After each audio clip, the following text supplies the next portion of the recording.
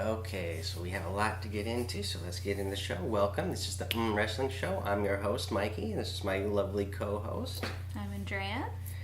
Okay, welcome to the show. Like I said, we have a lot to get to, so let's get to it. First up, we have Mark Henry. He was inducted earlier this week into the WWE Hall of Fame, so congratulations to Mark Henry. Well, congrats. What? You have a little something to tell us about Mark Henry? Sure. Yep, his name is Mark Gerald Henry, and he was born on June 12th, 1971 in Silsbee, Texas, I believe. He was into weightlifting, or what was he, a heavyweight lifter? Right, weightlifting, strongman competitions. Strongman, yeah, he's a big guy. Yeah, world's strongest man. Yeah, he was doing that ever since he was a teenager, even before then. Yeah, he won a lot of championships doing that, and then he started wrestling in '96 with the World Wrestling Federation, and took on many. Well, no, I think one persona he had was his, what was it, sexual chocolate? Yep, he had Mark Henry, Right. Then he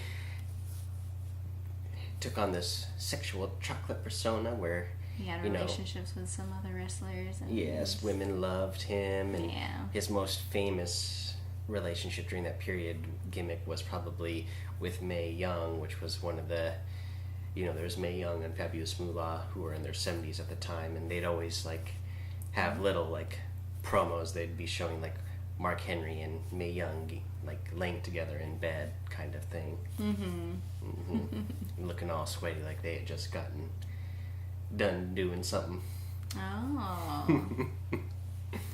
I've never seen that, but that's interesting. That was one of their gimmicks back then. Yeah. I remember watching that. What else? Anything? That's about it. Right now he's just backstage producer. Yeah. I know, after he had the sexual chocolate thing, he kind of went back and did some strongman competitions for a little bit, and then came back and, what people say maybe solidified him getting into the Hall of Fame here was his House of Pain run, where, he did a House of Pain thing and won the WWE Championship during that run and whatnot. And anyways, he was always, he was always part of the shows. He was always good, and, he was the world's strongest man. He always was doing promos, just showing exactly how strong he was. Oh, yeah. So, he was good, and I think he should be in the Hall of Fame, so I'm glad for him. Yep. Congrats. Awesome. Also related to the Hall of Fame, we had it was announced that Paul Heyman is going to be the inductor for Goldberg at this year's WWE Hall of Fame. And so I'm sure he'll give a good speech, because that's what Paul Heyman does, is he talks. So I'm sure he'll give a good induction for Goldberg. John Cena hosted the Kids' Choice Awards this week. And, former wrestler star The Rock won 2 Kids' Choice Awards. Ew. He was the favorite actor, and he also got an award for favorite movie for Jumanji, Welcome to the Jungle. So, congrats to The Rock for, congratulations on... I still haven't seen it. Did you see that movie? I haven't. No, I didn't know if you and your parents had taken Blaine to see that one or not. So no, we haven't seen that yet, but I heard it's really good, so maybe one of these. To see it. Yeah, and I just actually heard just the other day that it's made over $400 million, Wow. Domestic, just in the U.S., and there's only 30 films that have done that, so Wow. It's obviously doing really good. Yeah. Kids are loving it, obviously. What else we had? Oh, this week we had the ultimate deletion, which was a big news item. It was number one trending on Twitter for a couple hours after that happened. So that was a big news item this week.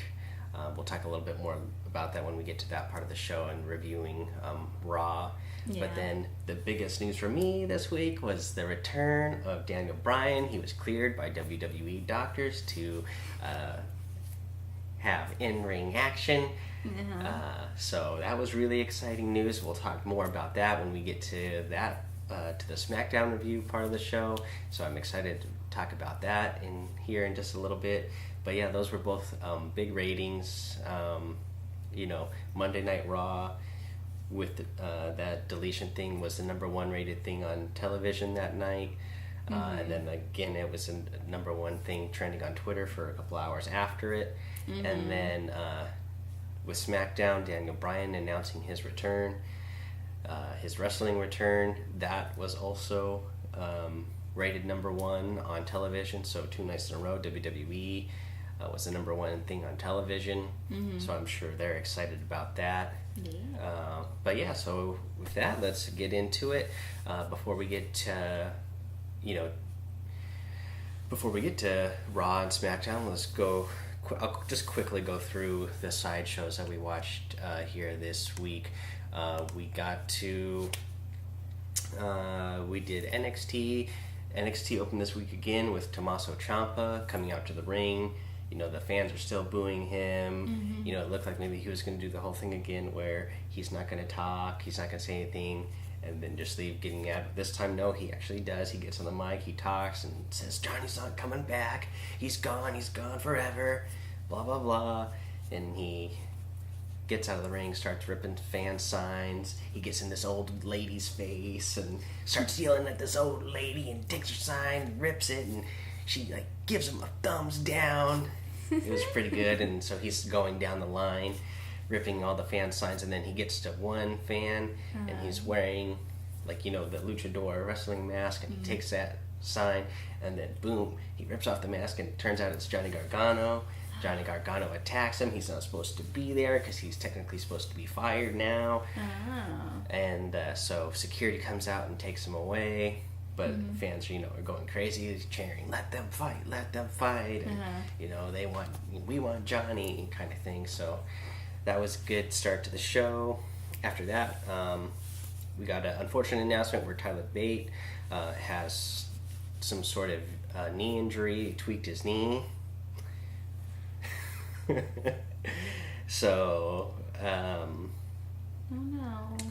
Yeah, so he and his partner, they have to drop out of the tag team Dusty Road Classic tournament. So Mustache Mountain is out, and it turns out Roderick Strong and Pete Dunne are teaming up together to take their place. And so right after that announcement, we got the match between Oney Lorcan and Danny Burch versus Roderick Strong and Pete Dunne, and it was a really good match. I'm a big fan of Roderick Strong, a big fan of Pete Dunne.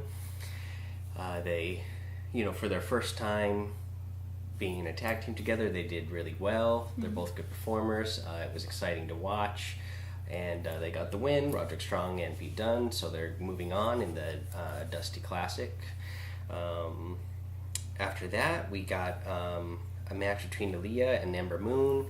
Shayna Baszler ended up showing up at ringside and just talking trash about Ember Moon because they're going to face each other at NXT TakeOver New Orleans for the championship.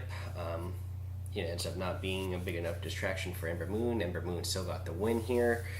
After that, we had a promo with Andrade Cien Almas comes out, and he's mad. I don't know exactly what he said.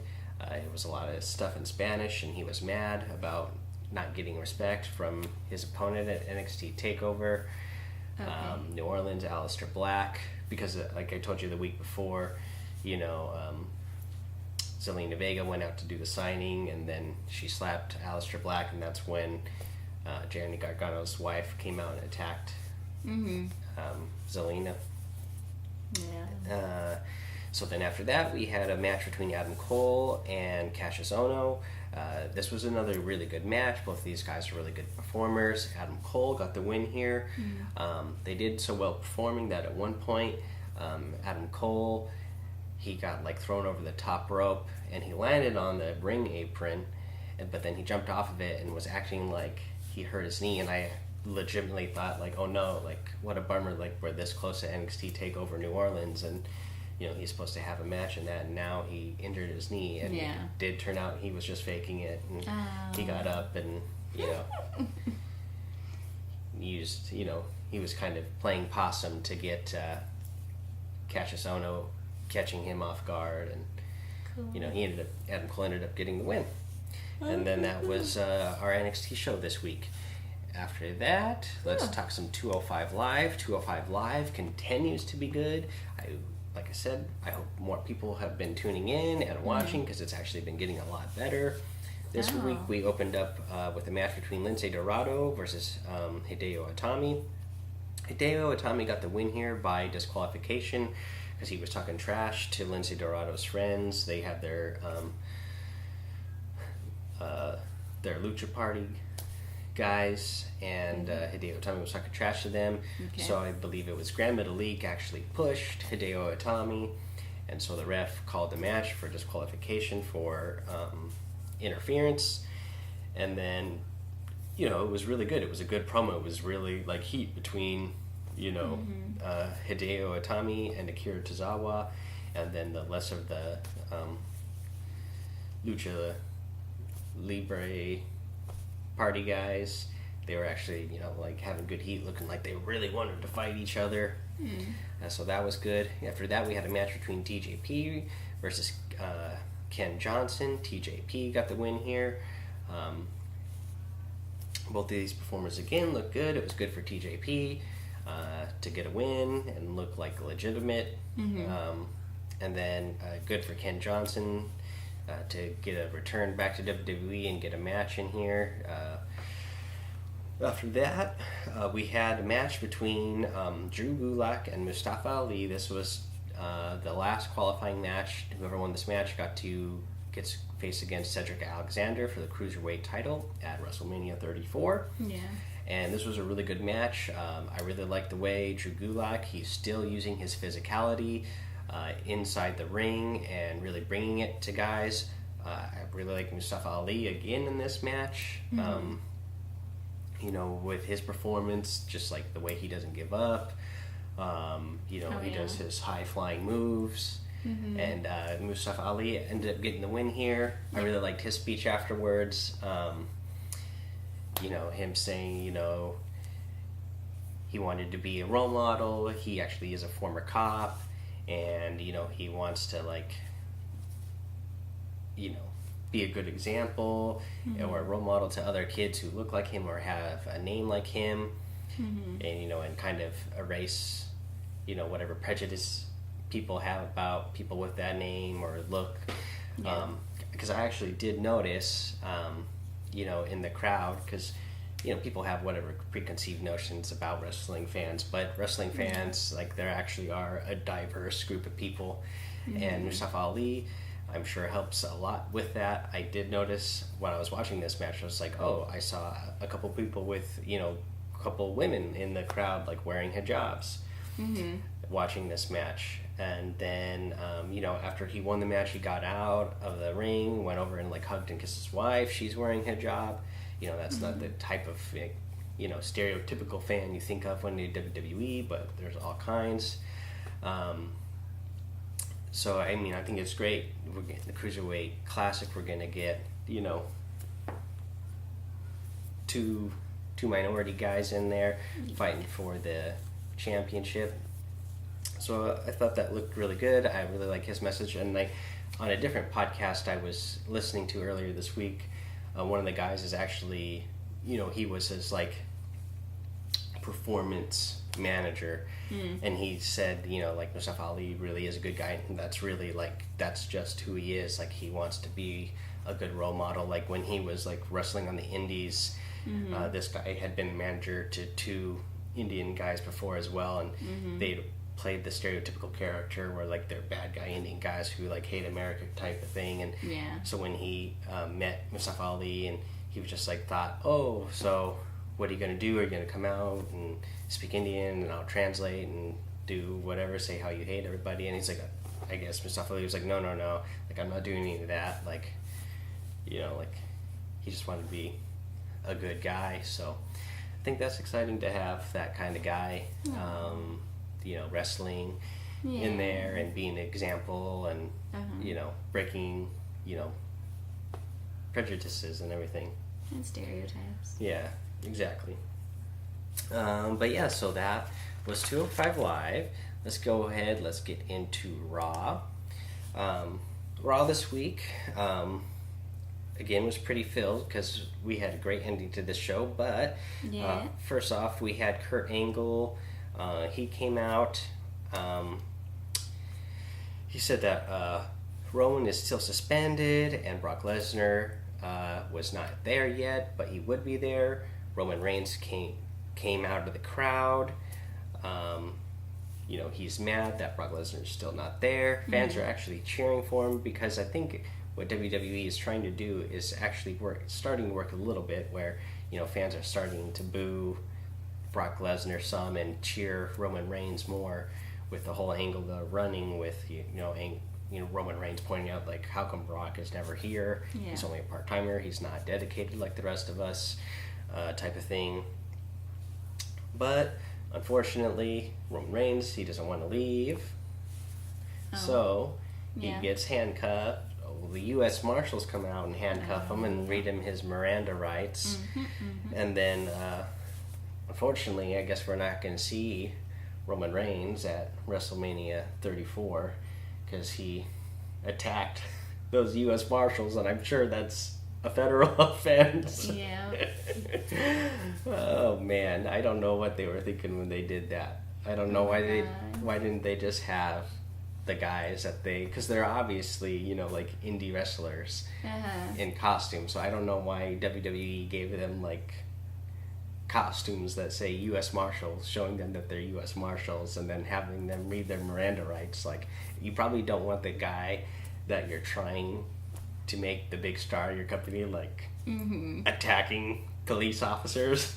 It's probably not a good look. Because, like, my favorite guy when I was younger was Stone Cold Steve Austin. And they had promos all the time where he would get arrested. And I'm sure somebody watching will remember something and tell me I'm mistaken, but I don't really ever remember Steve Austin, like, attacking the cops after he got arrested. Like, he would be handcuffed, and then, like, he would break away from the cops and then, like, go still, like, beat up Vince McMahon somehow, because Vince McMahon was always the one, like, having him be arrested and escorted from the show. But I can't remember him actually attacking anybody who was in a cop uniform. I'm sure, like, he attacked people who were, like, security guards or something, but not U.S. Marshals. No, yeah. Well, I could see a couple of different ways of this going. Like, either Roman Reigns is supposed to be turning heel, which is maybe not it, or maybe it's for the demographic who don't feel that the police officers are actually protecting them. So know, I'd love to think that it was either of those two things. But I don't think the WWE is going to turn Roman Reigns heel. They're trying too hard to get him over with fans to be a baby face. And two, I just think they just didn't think about it. That's also a possibility. Yeah, I think they weren't thinking it through. They just had an oversight. They probably went to some costume store and said, "Oh, what do you got? That's the security type of thing." And the U.S. Marshal thing was the only type of costume that costume store had or something, because otherwise I don't know why they did that. Or they could have just bought these guys like a shirt, like those real generic shirts on it that say security across the front, and that's it. Like, event security, like, that's all they needed. But anyways, they had him handcuffs, and Brock Lesnar came out and attacked him. And at first, fans were kind of booing. So I think it was working, and then it kind of dragged on for a while that Brock Lesnar was attacking him, and fans, you heard a small group of fans actually start to cheer, like, you deserve it, but that didn't last very long. So I think it was just a small group of fans. Like, most of the fans in the stadium didn't seem like they were behind that, so I think it's kind of working, but they made a couple of missteps in that. After that, we had Alexa Bliss with Mickey James come out and have a match. Alexa Bliss versus Asuka. Alexa started this out before the match started, running a promo, saying what she said about Nia was just girl talk type of thing. I think they're trying to play off of the whole Trump saying, whatever he said, about that just being locker room talk. Mm-hmm. So that's what she said about Nia, but then she said she was sorry, but she was sorry that she hadn't said it sooner, and how could Nia believe that Alexa would be friends with somebody like her, kind of thing. So, Asuka and Alexa have their match. Asuka wins, and then Nia comes out and attacks Alexa, chases her through the place, and then after that we got a promo. After the commercial, we get a promo with Alexa going to Kurt Angle and saying, like, Kurt, didn't you see what happened? Like, I think Nia should be the one who's arrested now. And Kurt Angle's like, I've had enough arrests for tonight, so what I'm going to do is I'm going to give Nia a match at WrestleMania. To be you and Alexa at WrestleMania for the women's title. Yeah, that excited me. I was excited for that because that's a match I've been wanting to see. I can't wait to see Alexa go against Nia Jax for the title at WrestleMania. Awesome. Yeah. Yeah, it's our Alexa. Do you want to go mute that one again? I was like, what am I was wondering why you were talking. I guess you were distracted by the little beeping in the background for our I keep forgetting about that. At-home Alexa. I keep forgetting about it. Yes, but now that you're not distracted by that response of our Alexa, what did you think of this whole promo here with, Kurt Angle announcing that Nia Jax would face Alexa Bliss at WrestleMania for the women's title? I was excited about it. Yeah. What? It was exciting. Yes, it is exciting. I'm excited. That's what I'm asking you about. How do you feel about it? That's what our whole show is. They want to know how you feel. I want to see Alexa go against Nia. And I want to see Nia kick Alexa's butt. Yeah, I hope. I actually hope the same. I'm hoping that Nia will win this match. I think this is another good sort of championship wrestling match that we got going on where, you could really have, the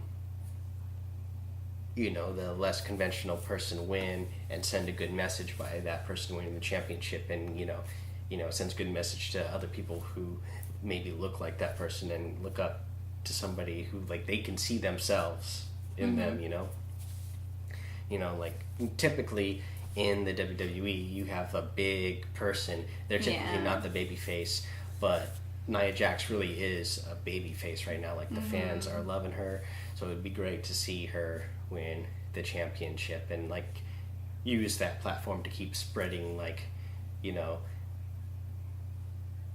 a message of like body positivity kind of thing. Yeah. So that would be nice. Yeah. Let's do it. Yes. After that, we got Braun Strowman promo, where he said, he was told that he has to have a partner, but he says he doesn't need one, which I believe him. He doesn't need one. But then Cesaro and Sheamus come out, and they say that they're going to beat him. And Braun says, great, because, Kurt Angle told me I can fight one of you right now. Sheamus and Cesaro both get up on the ring apron, and they look like they're both going to, like, kind of see who can get in the ring first, and whoever gets in the ring first is going to fight Braun. And then Cesaro actually goes in, and Sheamus actually just jumps off of the apron. So Cesaro has to fight Braun. So I thought that was a nice little funny angle. Oh, and this was the whole promo too, where, Sheamus and Cesaro were like, oh, it's not easy to be that tag team champions. Like, you gotta train together, eat together, sleep together, and then everybody's all like, oh, and they're like, oh, grow up. So I thought that was pretty good. So there's some good comedy in Monday Night Raw this week overall. Yeah. But yeah, so Braun and Braun Strowman and Cesaro fight. Braun Strowman gets the win. After this, we get Titus Worldwide versus the Revival. The Revival win. Mm-hmm. They announce that they're going to be fighting together at the Andre Giant Memorial Battle Royal. And they say they're going to be the first tag team that wins. Good for the Revival. Hopefully they can revive the career because it's been on the downslopes. Mm-hmm. This is where we got our announcement for Mark Henry being inducted to the WWE Hall of Fame. Congratulations again. Mm-hmm. After that, Bayley and Sasha Banks had a match versus Mandy Rose and Sonya Deville. Before this match started, Sasha Banks and Bayley came out. Sasha is talking about how she wants to fix things with Bayley because their friendship hasn't been good lately. Yeah, and then Bayley says, she just can't get over what Sasha did to her at Elimination Chamber, and it's not because of what she did. She understands that it was everybody for themselves type of match, but she says it was like the way Sasha did it, like the look she had in her eye, so that look. Yeah, things are still on the ropes for them. It doesn't seem like they have anything set up for them at WrestleMania. They're both going to be fighting in the Women's Battle Royal Memorial. Mm-hmm. The WrestleMania Women's Battle Royal. So I'm sure, they'll have some sort of storyline during that match, but they don't have anything for themselves at WrestleMania at this point. Okay. So we'll have to see how that plays out at WrestleMania. But anyways, during this match, Sonya Deville, Mandy Rose of Absolution, they got the win here. I'm a big fan of Absolution lately. I think both Sonya Deville and Mandy Rose have been performing really well, especially Sonya Deville. She looks really physical. Mandy Rose, she's actually really strong and can do some good, powerful moves. And it was just a good match overall.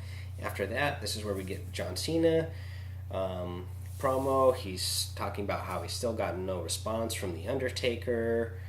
He's calling Undertaker a coward, really trying to, I guess, draw out Undertaker and draw a response from Undertaker.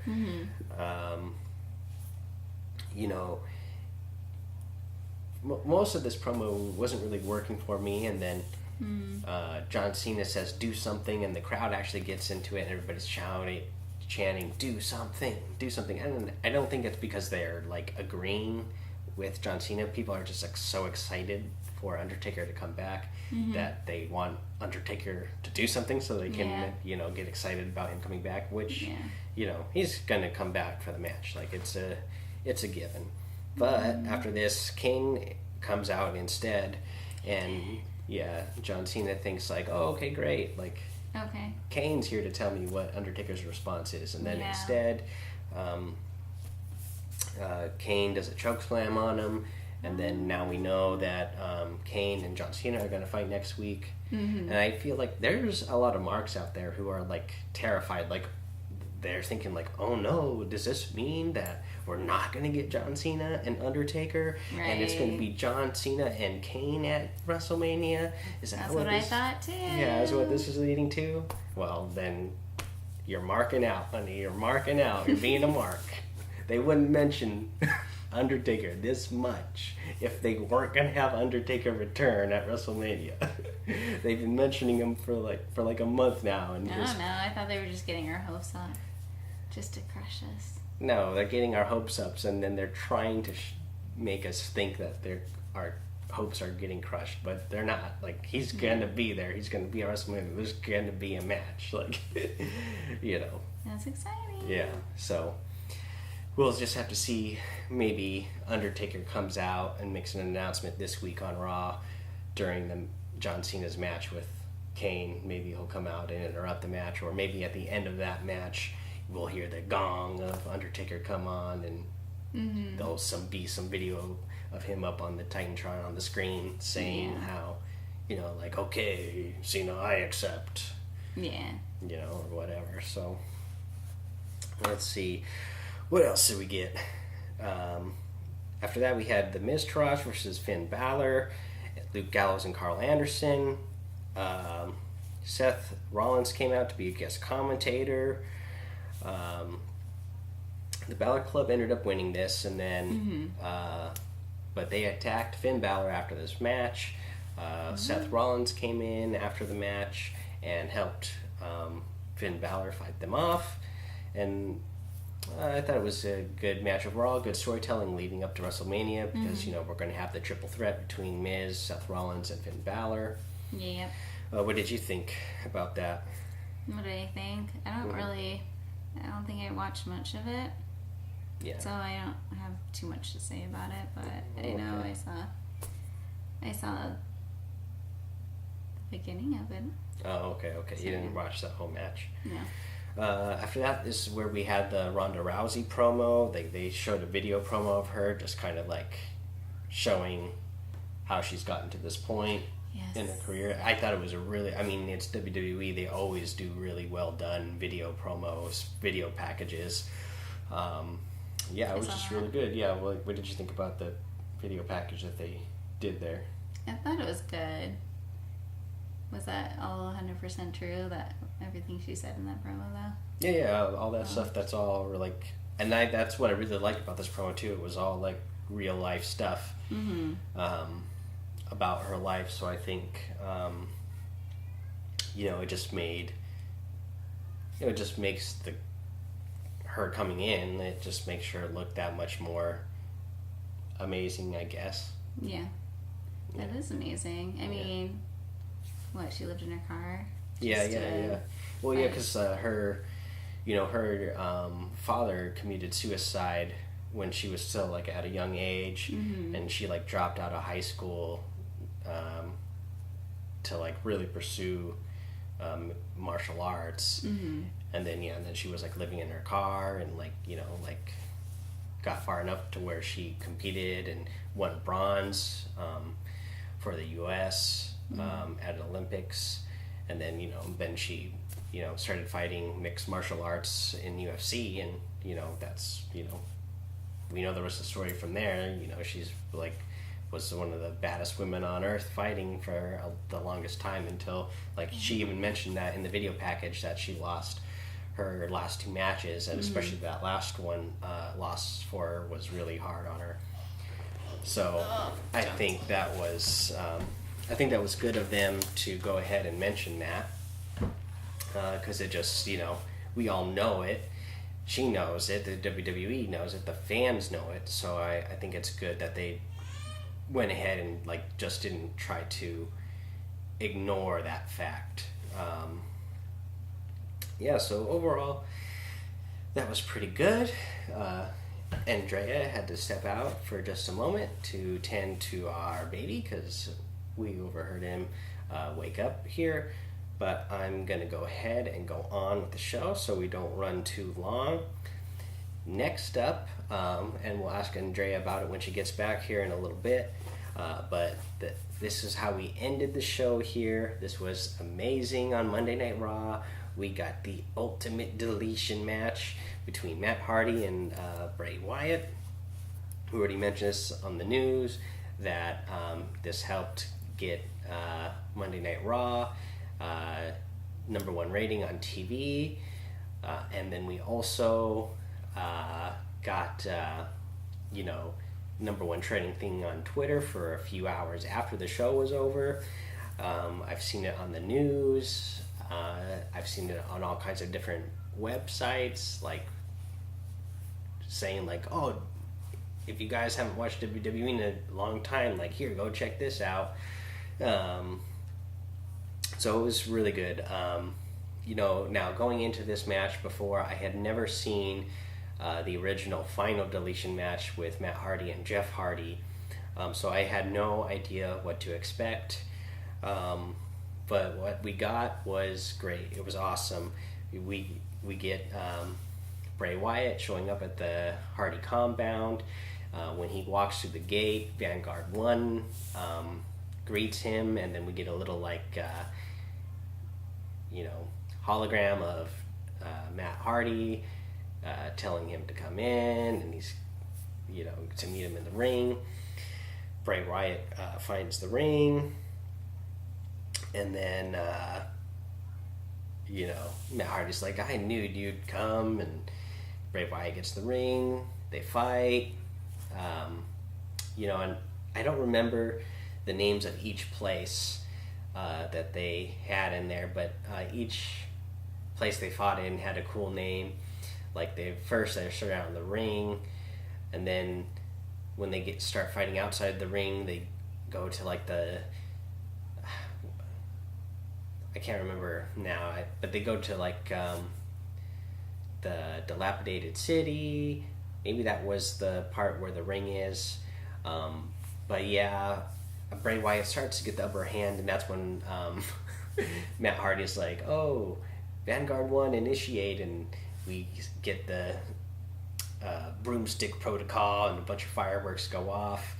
Then I think this is the part where they move to the land of obsolete men, and we got the little Hardy logo going on there, and Matt Hardy's hiding behind them, and Bray Wyatt keeps going to the one it looks like he's hiding behind, and we get like this whole cartoon thing where Matt Hardy ends up going out of another one. I just really enjoyed that whole gimmick there. Then they ended up in something Dome, whatever that was, but I like what we got in there, where this is where we got Matt Hardy like asking if it was going to be the mower of lawns or the chair of wheels. He gets in the mower of lawns, and it looks like he's going to run Bray over, but that doesn't happen. What do we get here? Bray Wyatt ended up getting the upper hand again, so Matt Hardy had to run out. He goes and gets the dilapidated boat, and then Bray Wyatt comes out, chases after him. Eventually, what happens? Matt Hardy, he gets to his fate on Bray Wyatt, throws him in the water. He tells Senor Benjamin to go retrieve the body. Senor Benjamin can't find it. There's nothing there. We get a little we get a little video point of view from Vanguard 1. It's saying on the screen, that it can't find Bray Wyatt either. For Matt Hardy, that's wonderful, and he starts chanting delete, delete, delete, and this whole thing was great. Just overall, good show. A good way to end the show, I think. I know it was a little bit overrun on the show, but people still tuned in to watch it. Overall, I just felt like this was just magical. Now again, this was a thing, so Toys R Us is closing down, so they're telling us we gotta grow up, but not me. I'm just gonna stay young. I'm gonna stay a child at heart. This thing was great because it really made me feel like a kid. It was just like, I loved the whole cartoon aspect of it. Like the entire time I was watching it, it kind of felt like, I was watching a low budget horror film, B film type of thing. And I thought it was great. Unfortunately, when I first started listening to reviews of this match during the week from other podcasts and different shows, I had one show that I listened to where like nobody on that show, like it was like three different guys or something on the show, and not a one of them liked it. And I thought, oh no, like what happened? Like was there something I missed? Was like the original one that much better? And then I've heard a few different people now say that they didn't like it, but overall, it was the number one trending thing on Twitter, number one thing watched on TV. Fans are watching it a ton on social media, and so I think it's really great. And I think these people who aren't liking it, they're lying to themselves. And what I figure is they watched the original. There was a lot of build up in the original final Deletion, where the storyline really built up, where, you know, one of the winners was gonna get the rights to the Hardy name or whatever. And welcome back, Andrea. Thank you. We're just talking about the Ultimate Deletion here. Oh, good. Let me just finish my thought here, and then I'll ask you what you thought. So, in the original Final Deletion, I have gone back and watched it now, and we get a lot of the people that I listened to who said they didn't like the Ultimate Deletion say that they really liked the Final Deletion. They liked the whole build up for that. And when I watch the two now, and I only heard one other guy say, I heard a lot of other people say that they really like this one a lot. But for people who have watched both, and even the run-up to it, the Final Deletion and the Ultimate Deletion, there's only one other guy who I've listened to who said that he agrees with me and likes the Ultimate Deletion better, and it's the best one. And I do think it's the best one. And I think a lot of people loved it who never saw the original, but the people who did see the original and say, because there's some people who say they hate this one, and what I feel like is this is what I was kind of like in middle school, where I grew up in a real small town where nobody knew any music besides what was like on the top 40, and I knew a lot of obscure bands.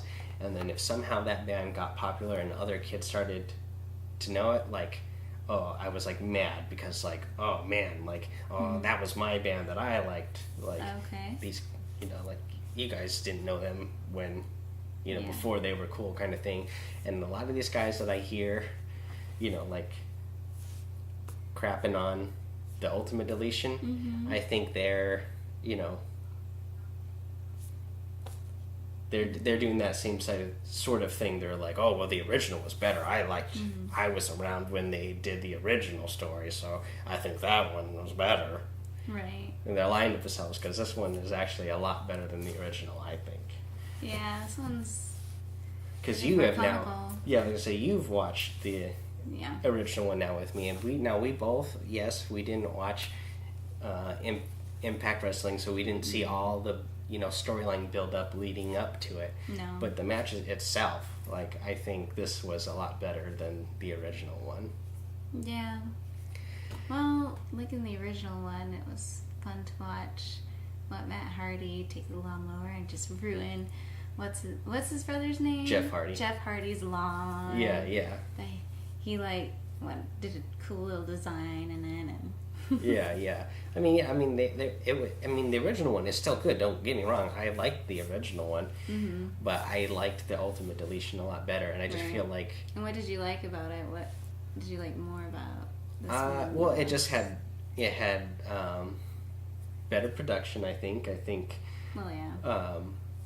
You know, they have a WWE budget now, so they could afford, you know, like, better cameras, so it looks. It looks a little bit better. They had a little bit more of the on-screen graphics with, like, you know, Vanguard 1, like, showing, like, oh, we can't find Bray Wyatt's body.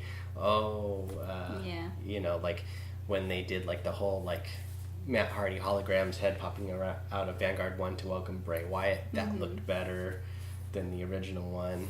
I liked the whole, like, cartoon thing where he was, like, running behind the... Oh, yeah. I like that. Behind the Scooby-Doo-esque. Yeah, the Scooby-Doo-esque type of deal that they had going on there. I liked that. Yeah. They didn't have that one in the original. Just overall, it was really good. Yeah. I think they were both, like, you know, they had their own individual aspects to it, and I liked it. Yeah, like I said, I really like them both. I just happen to like this one a little bit better. So I feel like the people who, there's, like, it seems like to be a small group, and all these small groups, like, I listen to their shows weekly, and these people are, like, people who have either been doing wrestling news for a long time and watching wrestling for a long time. So I feel like they're kind of got that whole mentality that I had when I was, like, a kid of, like, oh, well, I was into it first, so I know it was better back then than it is now. type of thing. It could be, yeah. Yeah. I think that's what they got going on, because they're lying to themselves if they didn't enjoy it. I'm telling you, they secretly enjoy it. They just don't want to admit it. Okay. But yeah, and another quick thing I want to say, because the other thing that I'm really liking about this is some other aftermath that we've gotten out of this. So there's been a whole aftermath that I want to pull up here and just kind of read through some of this. So the whole the Great War has continued on Twitter, with Matt Hardy tweeting out things after this and making another YouTube video after this. So he tweeted out the Great War aftermath and a link to a YouTube video, and it's only like a 1 minute and 9 second video. Yeah. But we show Senor Benjamin. He's in the lake. He still hasn't found Bray Wyatt's body, but he pulls out the lantern. They find Bray Wyatt's lantern. Matt Hardy, he gives it to Matt Hardy. Matt Hardy is like, oh great. He gives it to his son, King Maxwell, and that's that whole video. That's all it is. Okay. But it just kind of further shows that, like, oh yep, Bray Wyatt's body is missing. And then he tweeted out, the uncomparable Vanguard 1 has tracked down Bray Wyatt's empty vessel. The deletion of his essence, Abigail, has been extremely agonizing. The purging process is accompanied by unparalleled suffering. But in the Omega, you'll realize that I've granted you a kindness. So that's what Matt Hardy tweeted out. And then he also tweeted out with a little gif of his brother from the original Deletion and his brother turning into Brother Nero. He wrote, in my woken awareness, I see beings every day that are in utter denial. They repudiate the fact that I've made their vessel both empty and obsolete. Once your essence has been deleted, change is inexorable. Either you embrace the deletion or it breaks you. Ask Nero, Bray. And then from him, we also got don't fight change, embrace it. It's an inescapable side effect of existence. Now, started to do this in Matt Hardy voice, but no, this was actually Senor Benjamin. He says, now to clean this mess up, ultimate deletion. So Matt Hardy responded to him saying, Senor Benjamin, prepare the battlefield for restoration. And then we got a tweet from Bray Wyatt saying, everything is gray. I feel you fading. I failed you. You failed me. Don't leave me. Not in this place. And then Matt Hardy responded to Bray Wyatt directly on his Twitter and said, it's already over. Your vessel has been purged. It is empty. Your essence deleted. Primed for change. Embrace the light. So yeah, I just like, it's still going on. Like, yeah, even though the show was over, like, they're still continuing the whole Great War on Twitter. And then I'm liking the whole fact that it seems like it's inevitable we're getting a character change for Bray Wyatt, which was much needed because they weren't doing enough with him, and he does do really good promos and he's a good performer. So they need to do something to spice him up so they can get him back on TV and more regularly and get him going again. Yeah. I agree. Yeah. So that was good. That was the Ultimate Deletion. Let's get to SmackDown. SmackDown this week, again, was really great.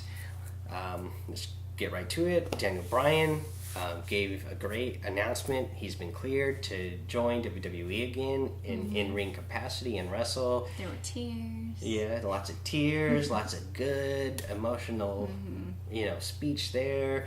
Thanks to, talks about gratitude.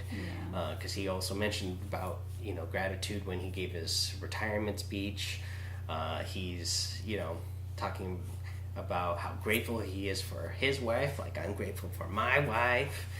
And, he talks about fighting for your dreams, because if you fight for your dreams will fight for you. And I thought that was a great little thing that, that was part of his speech that, stuck with me. type of deal. So I mean, fans were obviously going crazy. I actually got like a notification on my phone because I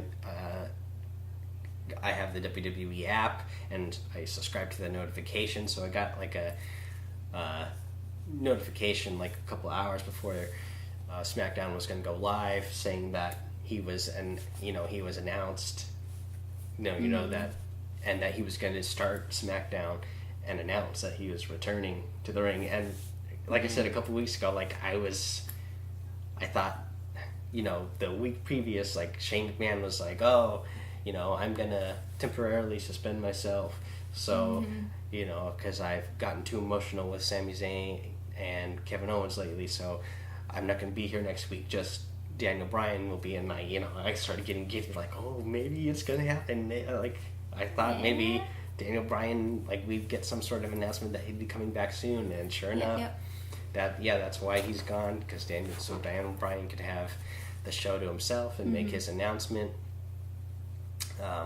But yeah, this was another thing that I saw a bunch of marks like being all upset about, like, oh, why did they send out a tweet and notification and let people know before the show started? Why didn't they just start out the show that way so it would be a big surprise for us? Well, because they wanted everybody, because I'm sure there's a lot of people who don't watch every week like we do, and I'm sure there's a lot of people who, because at one point in my life I dropped off from watching wrestling. I bet there's a lot of people who were watching during Daniel Bryan's run that maybe since Daniel Bryan has not been wrestling, maybe they dropped off as well, and maybe Daniel Bryan is something that would bring them back in. So if those people see that, like, oh, Daniel Bryan's coming back and he's going to make an announcement, I'm sure that all those people would come running back and want to see that. Yeah. So I think this was a great move by WWE to let us know a couple hours before that it was going to be happening, because it makes you want to tune in and not miss it. And obviously it worked, because they were the number one thing rated on TV. So, forget all the marks out there who are like, oh gosh, but I was here first. I mean, it was a great announcement. He says, he's got something to say about Sammy and Kevin as well, but apparently they're not there yet, so he's going to go ahead and talk to them later when they do get there. He goes backstage. Dolph Ziggler runs into him. Dolph Ziggler says he can't wait to be the first one to beat him. I don't know if that's a feud that I'm looking forward to. They're both really good in-ring performers. Dolph Ziggler is a really good in-ring performer. Just unfortunately, they haven't done enough with him storyline that the fans don't seem to really like be invested in him that much. I guess that's what happens when you choose to do something else for a career. After that, we had Rusev versus Shinsuke Nakamura. Nakamura got the win here. AJ Styles was ringside.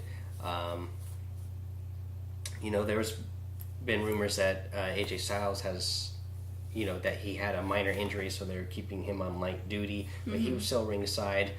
And then after this match was over, Rusev and Aiden English both started attacking Shinsuke. AJ is watching for a moment, and then he looks like he's thinking about he's going to help. And just when he does get up to start to help, Shinsuke Nakamura fights him off on his own, and he tells AJ that he doesn't need his help.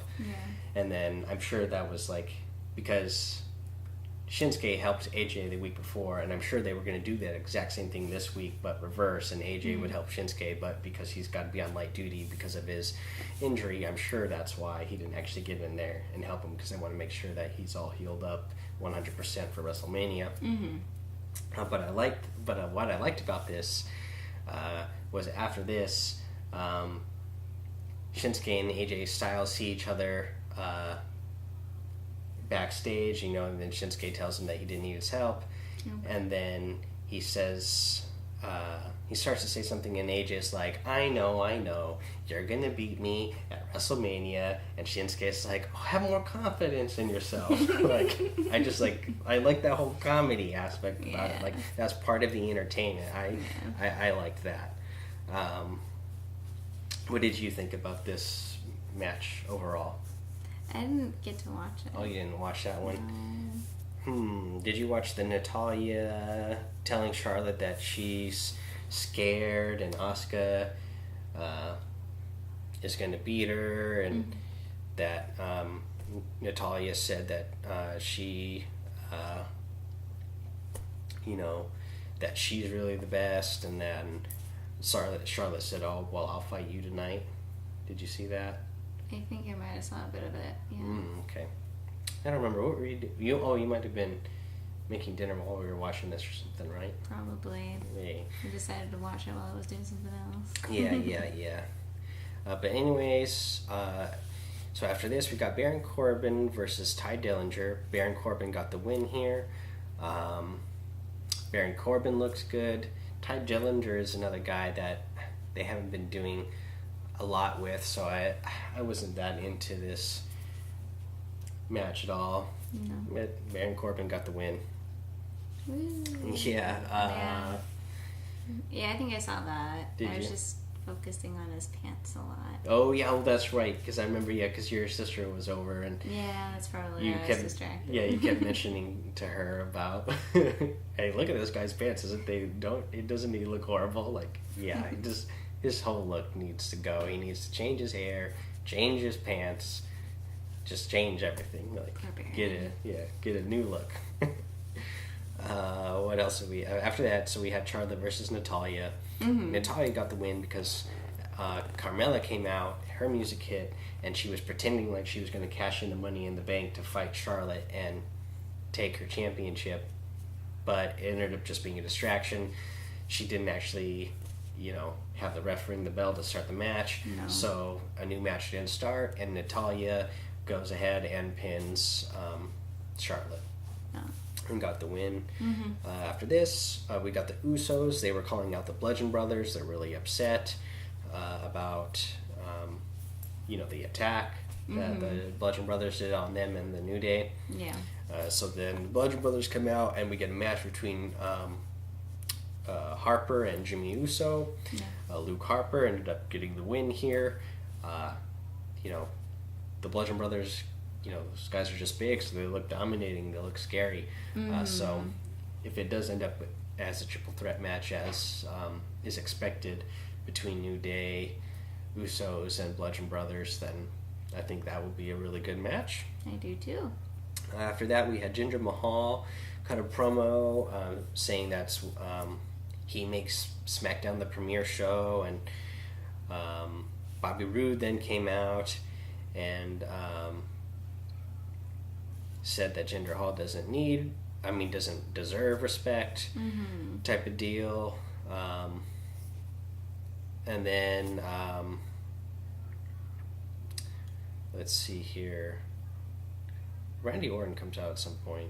Oh yeah, Randy Orton did come out, and then he tells Jinder that he sucks, and then Jinder Mahal throws one of the Singh brothers at them, and Randy Orton and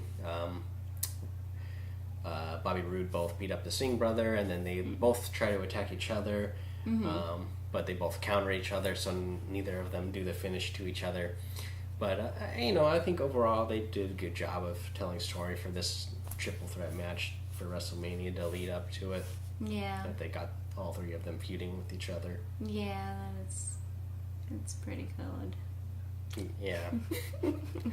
Then after that, we had Naomi and Becky Lynch versus Sarah Logan and Liv Morgan. Naomi and Becky Lynch got the win here.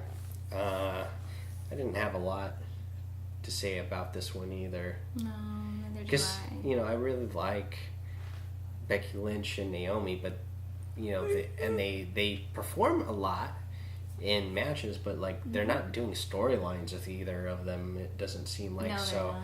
I wish they would give them storylines so that, fans would care more about what And they would stick their out match. more. Yeah, so they'd stick out more and, because they're both really good performers, I Yeah. think. And honestly, I don't really like the Riot Squad. I'm really liking Absolution on Raw. They've been getting better and better all the time, whereas the Riot Squad, they just don't seem like, I don't get the whole team aspect. It doesn't stick. Like the Ruby Riot, she's got her whole look, and the Riot Squad is kind of like based around her. But Yeah. Sarah Logan is like, like a country girl. Like she's got like dreads, and like her whole persona is like, being a Midwestern girl who's like one of the, rough and tumble like the guys and can hunt and all that stuff. And Liv Morgan, I don't know exactly what her persona is, and then rather than she just seems like she acts like kind of like a ditzy blonde. So I don't know how that team just doesn't seem like. Is it supposed to be like crazy, ditzy, more kind of like Harley Quinn-esque? Yeah, that's what Liv Morgan.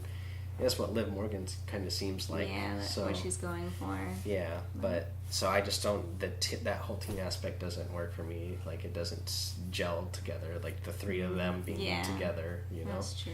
So, yeah. So that's why I just wasn't too interested in the match. They don't have enough storylines going on with the two really good performers, and then the other ones they just don't gel. Yeah. But after that, we get a promo saying that Daniel Bryan is told that Sammy and Kevin have arrived. So Daniel tells the guy that told him to go tell them to meet him in the ring. Daniel Bryan then shows up in the ring. He tells Kevin and Sammy to come out to the ring. Daniel says that he tells them, Shane McMahon was right. He's been living through Kevin Owens and Sami Zayn vicariously, type of deal. And that, they did something really bad. They assaulted their boss. And then Daniel Bryan has to fire them. And then we get some like real in-ring action for Daniel Bryan. That was like super exciting. Sami Zayn and Kevin Owens both attack him, getting him on the ground, like they're throwing punches. But then Daniel Bryan starts fighting back.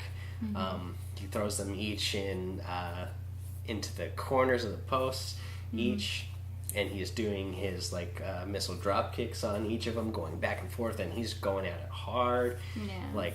And he hasn't looked like he's missed a beat.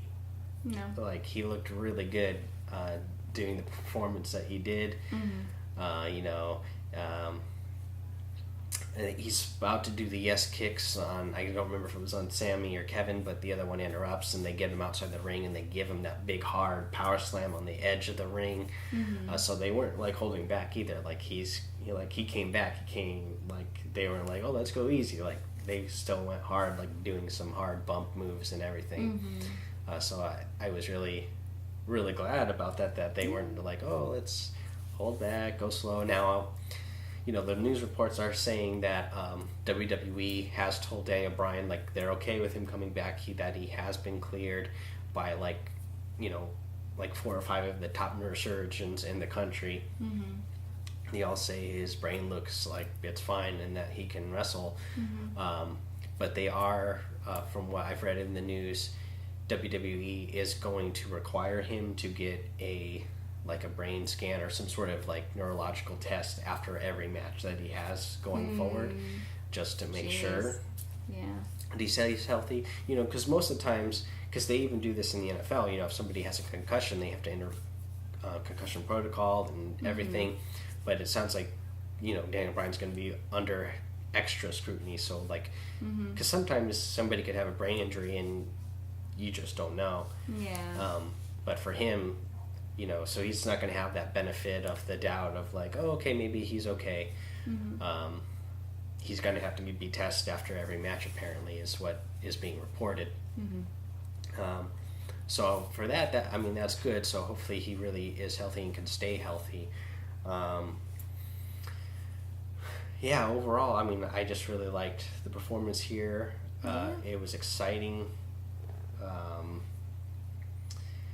What did you think? It was exciting. They went all out. I could see them all go like, Yeah. Like just getting really into it too. So it's so refreshing to see that too. Yeah, and I think for him to come back and have his first in-ring action, I mean, he couldn't be paired up with any like 2 better guys to like really, because like he even said during the promo, that he's known Kevin and Sammy for 15 years, and they've performed together, since, they were all, on the indie circuit. Yeah.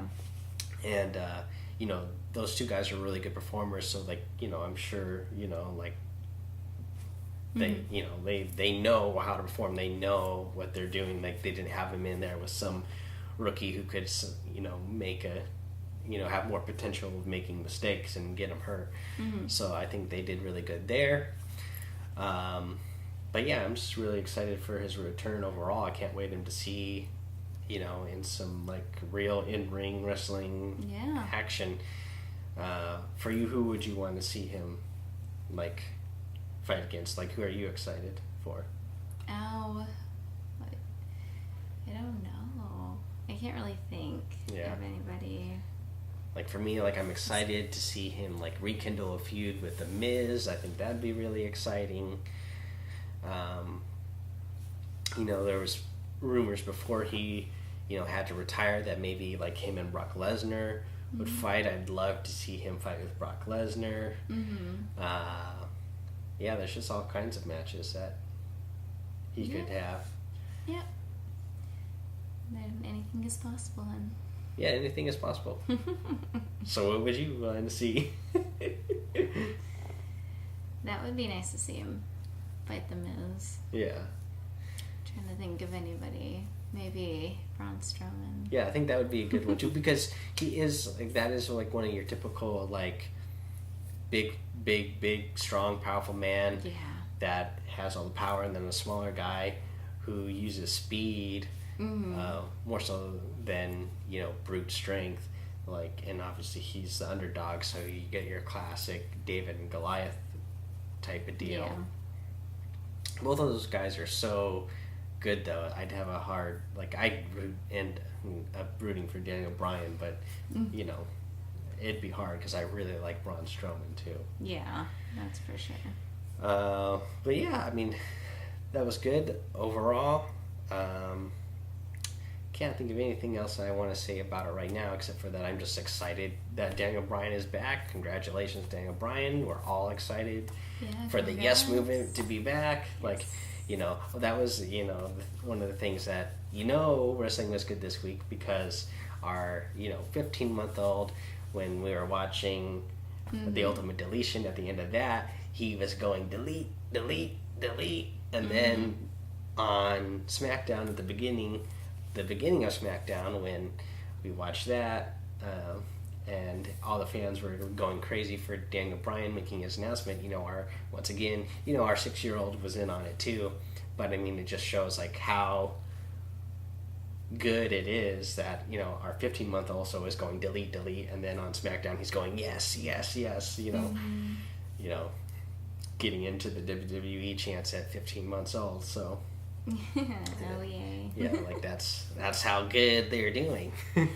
Well, yeah, they are doing a pretty good job, but yeah, having a 15-month-old that thinks that power slamming and, I don't know, getting hit with things is okay. So. Yeah, maybe he'll be our next big WWE superstar. Maybe. But yeah, it was really good. Anything else you want to say about that? No, I thought everything was good. Yeah. Yeah. Okay. Well, you have any suggestions this week for anything to check out outside of that? Gosh, no, I have nothing this week.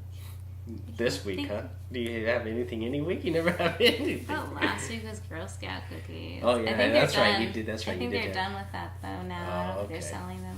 No more Girl Scout cookies. Yeah. Huh. Too bad. Well, for me, one thing I'll say, check out, again, podcasts. I've been really liking Lillian Garcia's podcast. She's interviewed all 3 women now from Absolution. Like, a couple months ago, she did a really good interview with Paige.